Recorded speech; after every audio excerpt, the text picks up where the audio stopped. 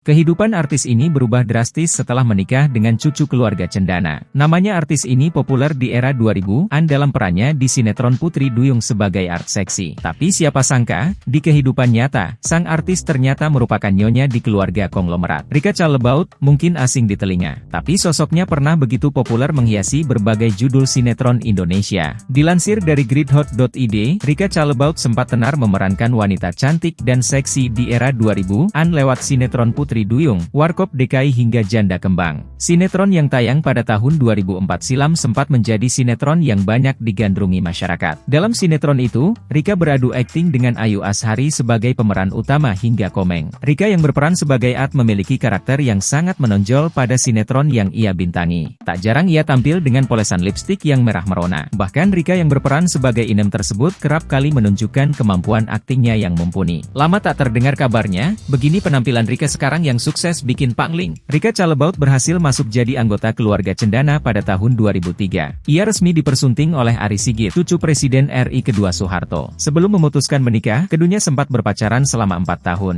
Rika sendiri adalah wanita yang dinikahi Ari setelah sebelumnya kandas bersama Raden Roro Gusti Maya Firanti Nur dan Annisa Trihapsari. Dari pernikahannya tersebut, Rika dikaruniai 2 anak. Sejak saat itu, publik jarang lagi melihat wanita cantik artis bernama lengkap Frederica Francisca Calebaut itu. Ia sudah tak lagi aktif di dunia entertainment dan fokus mengurus istri serta keluarga.